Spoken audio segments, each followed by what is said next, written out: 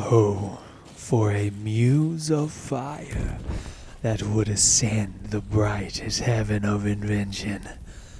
A kingdom for a stage, princes to act, and monarchs to behold the swelling scene. Then should the warlike Harry, like himself, assume the port of Mars, and at his heels, leashed in like hounds, should famine, sword, and fire crouch for employment. But pardon, gentles all, the flat, unraised spirits that hath dared on this unworthy scaffold to bring forth so great an object. Can this cockpit hold the vasty fields of France? Or may we cram within this wooden, the very casks that did affright the air at Agincourt? Oh, pardon, since a crooked figure may attest in the little place a million, and let us, ciphers to this great account on your imaginary forces work. Suppose within the girdle of these walls are now confined two mighty monarchies, whose high, upreared, and abutting fronts the perilous narrow ocean parts asunder. Piece out our imperfections with your thoughts, and to 1,000 parts divide one man, and make imaginary puissance. Think, when we talk of horses, that you see them printing their proud hoofs in the receiving earth, for 'tis your thoughts that now must deck our kings, carry them here and there, jumping o'er times, turning the accomplishment of many years into an hourglass, for the which supply admit me, chorus, to this history, who, prologue-like, your humble patience pray, gently to hear, kindly to judge our play.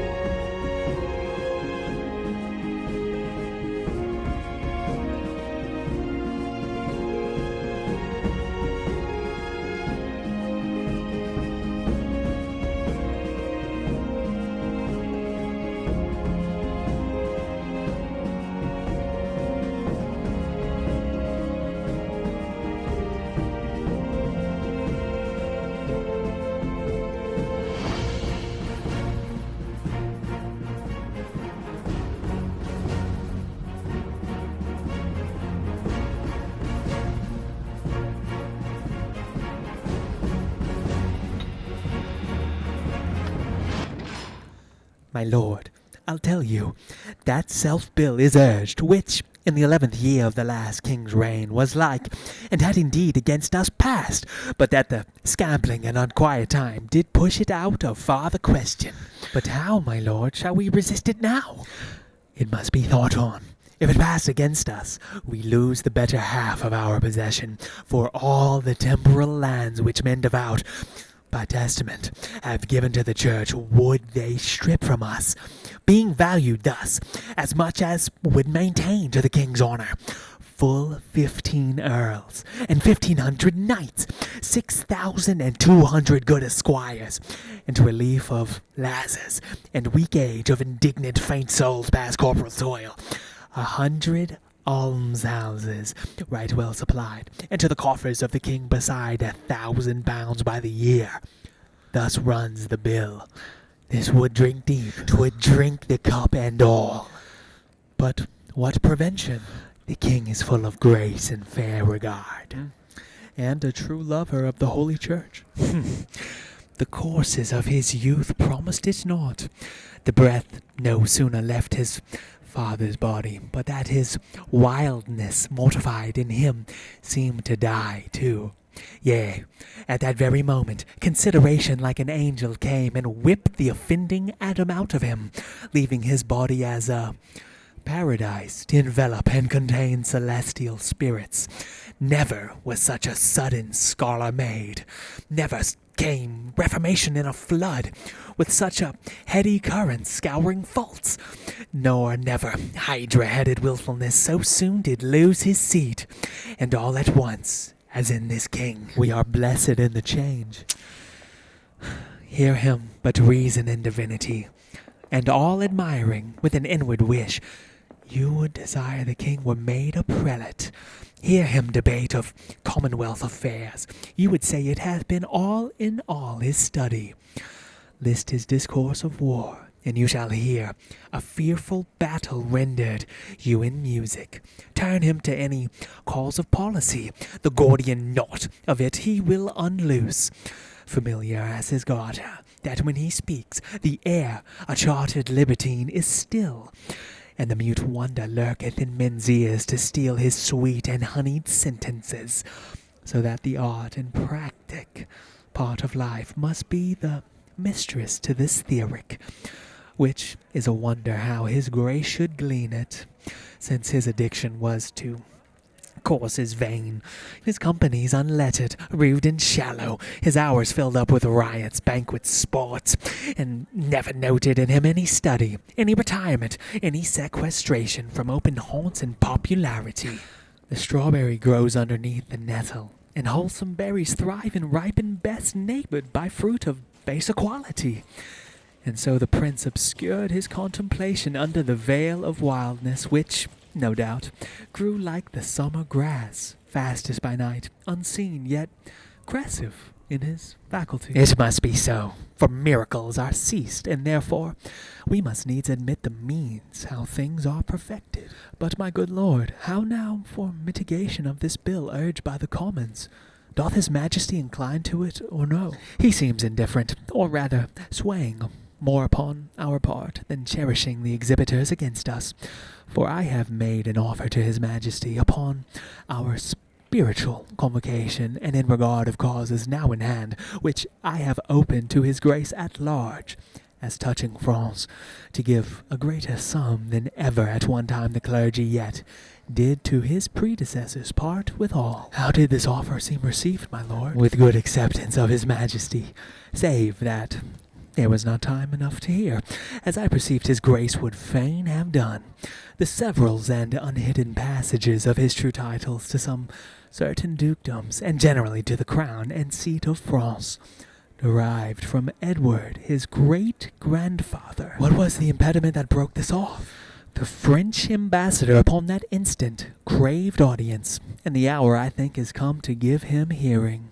Is it 4 o'clock? It is. Then we go in to know his embassy, which I could with a ready guess declare before the Frenchmen speak a word of it. I'll wait upon you, and I long to hear it.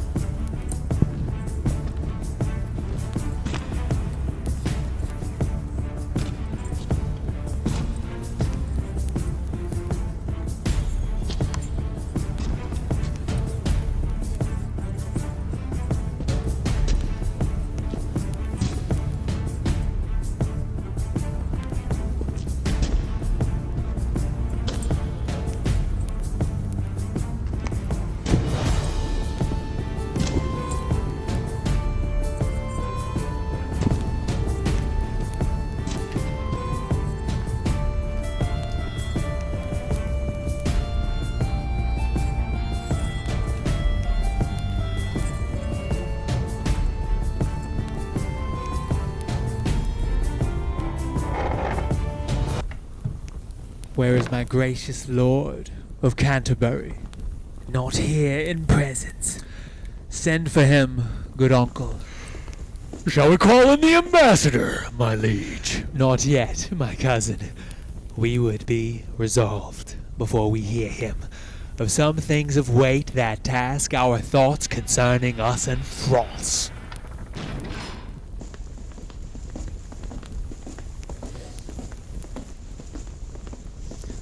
God and his angels guard your sacred throne, and make you long become it.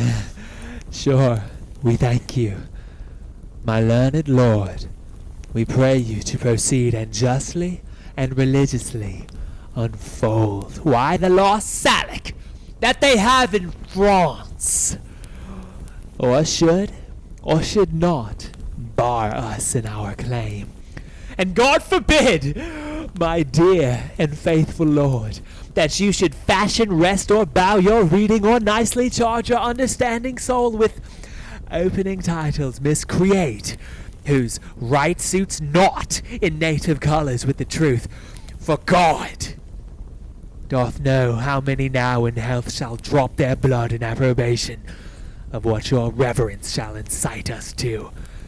Therefore take heed how you impawn our person, how you awake our sleeping sword of war.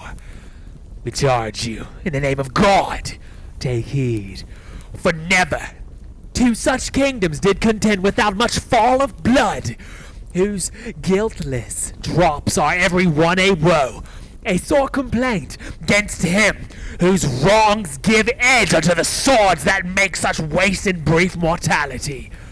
Under this conjuration speak, my lord, for we will hear, note, and believe in heart that what you speak is in your conscience washed as pure as sin with baptism.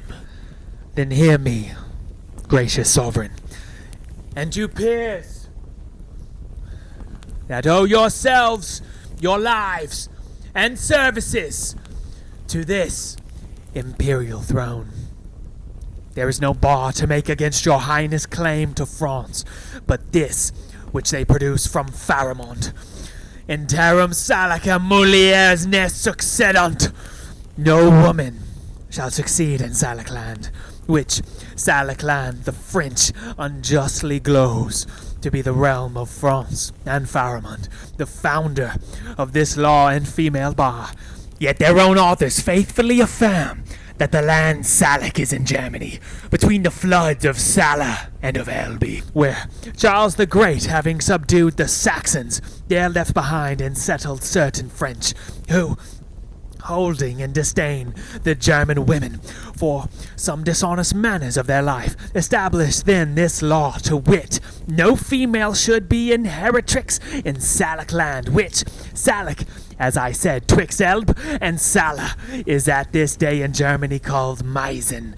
Then doth it well appear the Salic law was not devised for the realm of France, nor did the French possess the Salic land until 421 years after the function of King Pharamond.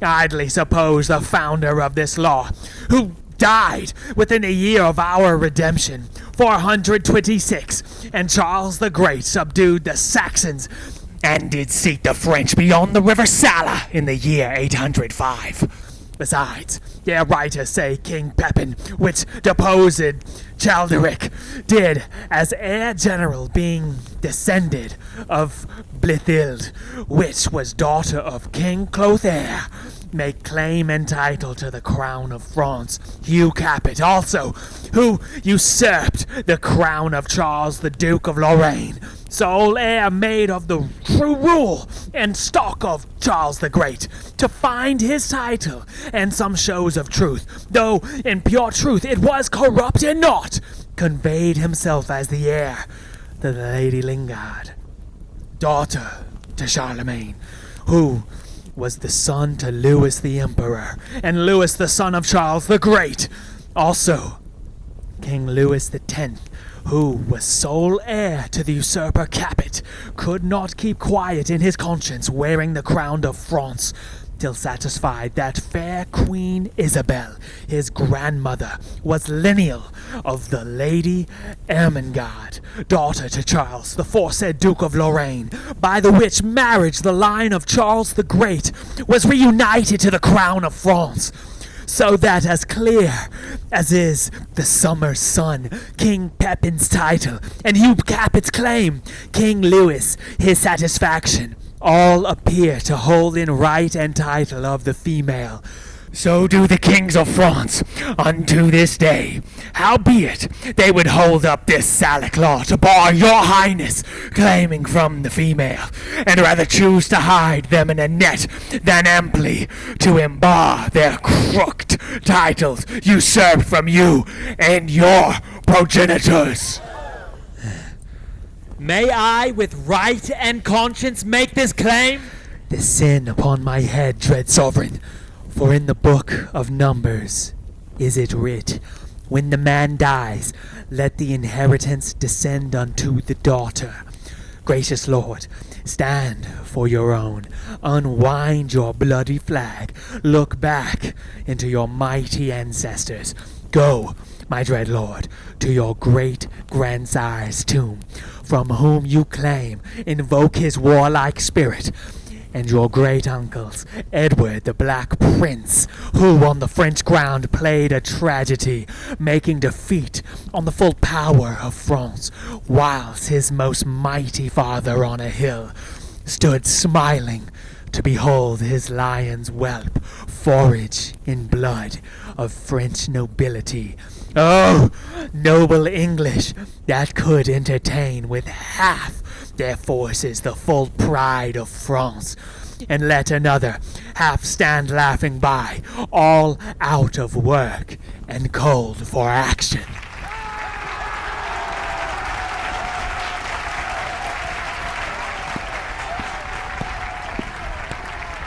Awake remembrance of these valiant dead, and with your puissant arm renew their feats.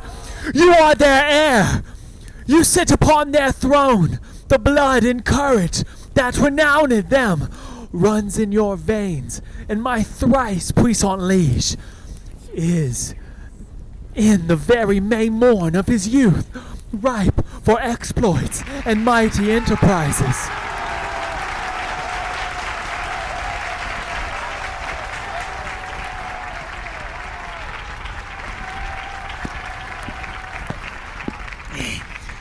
Your brother, kings and monarchs of the earth, do all expect that you should rouse yourself as the former lions of your blood!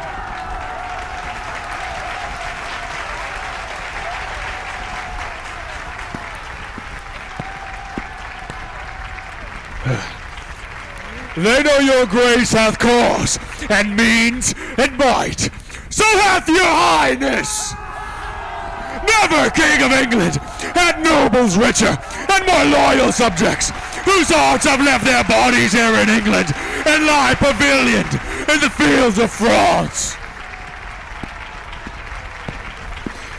Oh, let their bodies follow, my dear liege, with blood and sword and fire to win your right, in aid whereof we of the spirituality will raise your highness such a mighty sum as never did the clergy at one time bring into any of your ancestors.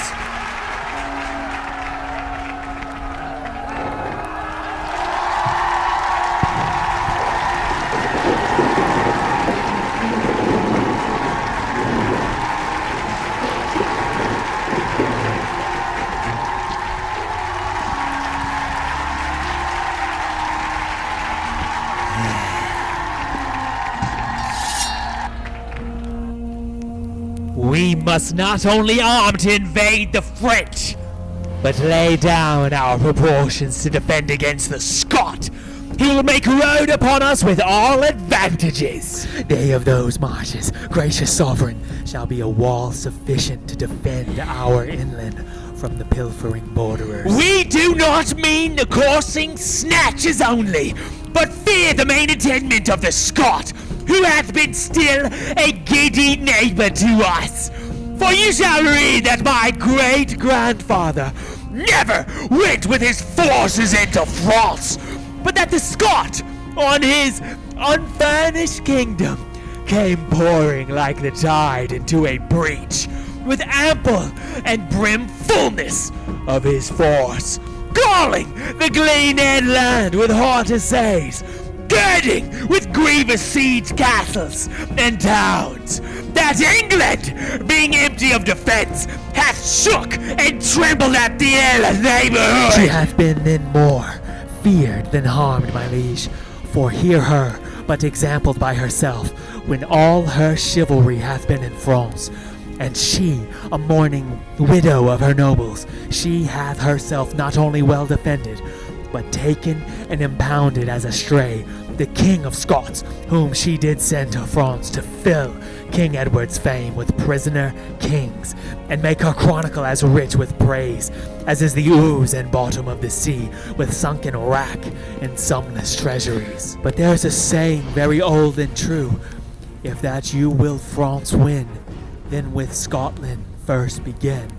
For once the eagle, England, being in prey, to her unguarded nest the weasel Scot comes sneaking, and so sucks her princely eggs, playing the mouse, in absence of the cat, to tame and havoc more than she can eat. It follows then the cat must stay at home, yet that is but a crust necessity, since we have locks to safeguard necessaries, and pretty traps to catch the petty thieves, while that the armed hand doth fight abroad, the advised head defends itself at home.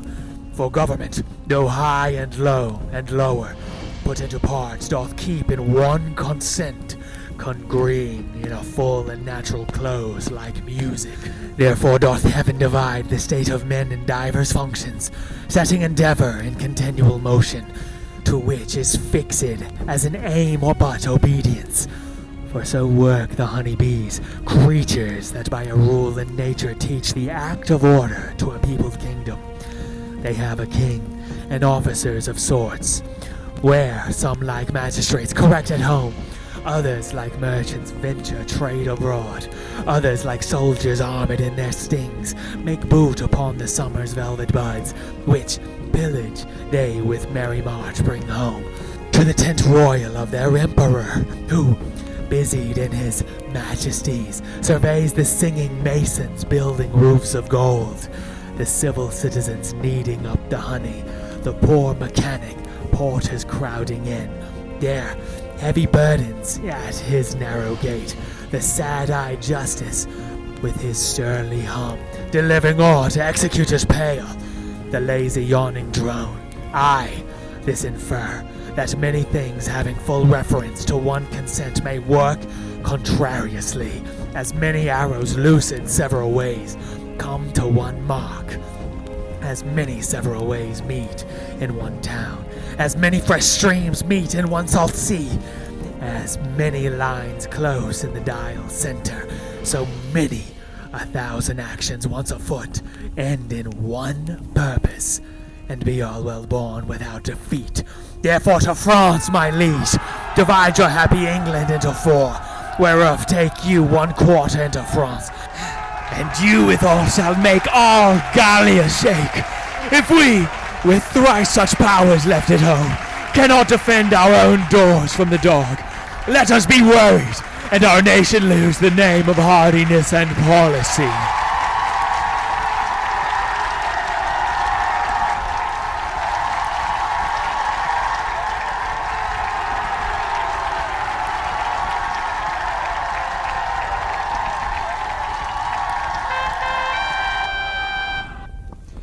Call on the messengers sent from the Dauphin.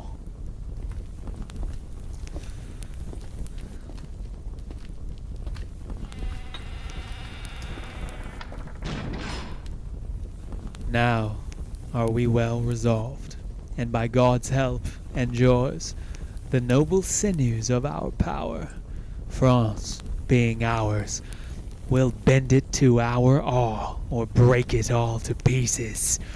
Or there will sit, ruling in large and ample empery, o'er France and all her almost kingly dukedoms, or lay these bones in an unworthy urn, tombless, with no remembrance over them, either our history shall with full mouth speak freely of our acts, or else our grave, like Turkish mute, shall have a tongueless mouth, not worshipped with a waxen epitaph.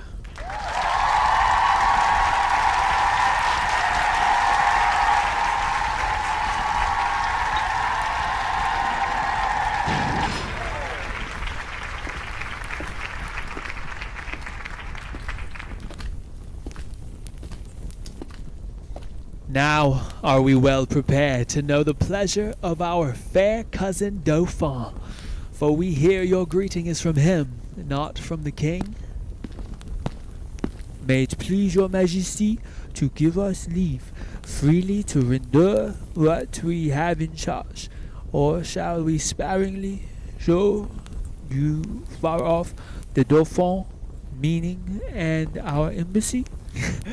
We are no tyrants, but a Christian king, unto whose grace our passion is as subject as is our wretches fettered in our prisons.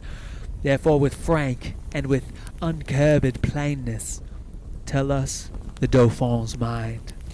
Thus then in few, your highness lately sending into France did claim some certain dukedoms in the right of your great predecessor King Edward III, in answer of which claim the prince, our master, says that you savor too much of your youth, and bids you be advised. There is naught in France that can be with a nimble galliard one. You cannot revel in dukedoms there. He therefore sends you meter for your spirit, this ton of treasure, and in lieu of this desires you let the dukedoms that you claim hear no more of you. This the Dauphin speaks. What treasure, uncle?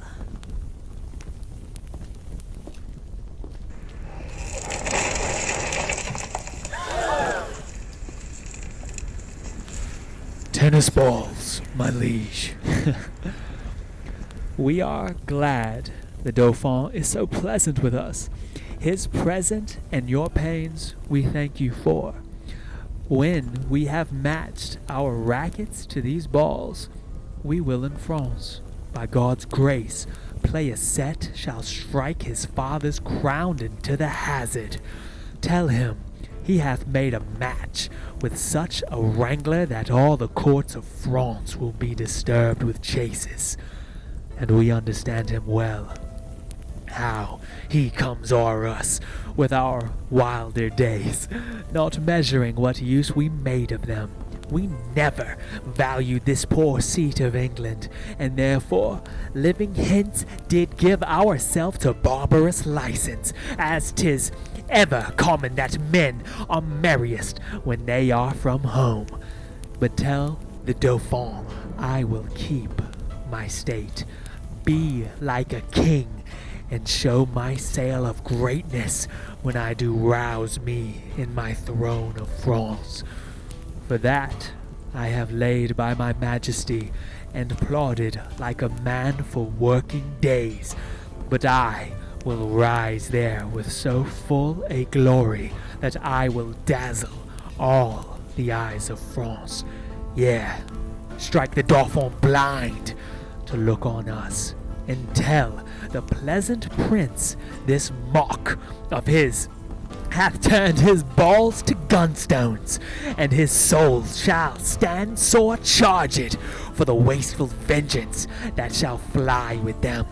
For many 1,000 widows shall this his mock out of their dear husbands, mock mothers from their sons, mock castles down, and some are yet ungotten and unborn that shall have cause to curse the Dauphin's scorn. But this lies all within the will of God, to whom I do appeal, and in whose name tell you the Dauphin I am coming on to venge me as I may, and to put forth my rightful hand in a well-hallowed cause. So get you hence in peace, and tell the Dauphin his jest will savor but of shallow wit, when thousands weep more than did laugh at it. Convey them with safe conduct. Fare you well.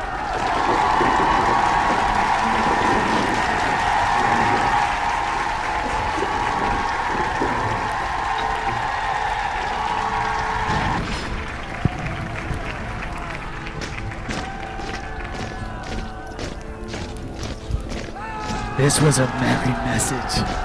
We hope to make the slender blush at it. Therefore, my lords, omit no happy hour that may give furtherance to our expedition. For we have now no thought in us but France, save those to God that run before our business.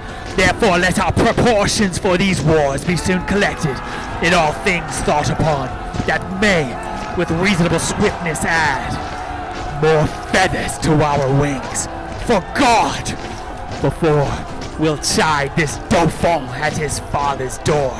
Therefore, let every man now task his thought, that this fair action may now on foot be brought.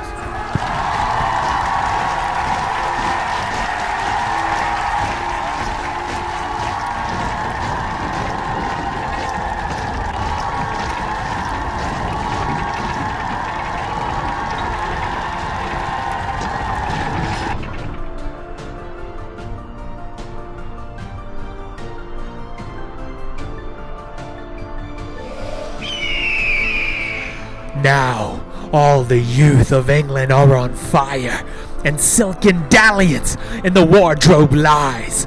Now thrive the armorers, and honor's thought reigns solely in the breast of every man.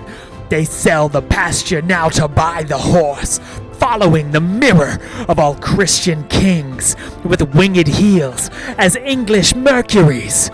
For now sits expectation in the air, and hides a sword from hilt unto the point, with crowns imperial, crowns and coronets, promised to Harry and his followers. The French, advised by good intelligence of this most dreadful preparation, shake in their fear, and with pale policy seek to divert the English purposes. O England, model to thy inward greatness, like little body with a mighty heart, what mightest thou do that honor would thee do, were all thy children kind and natural?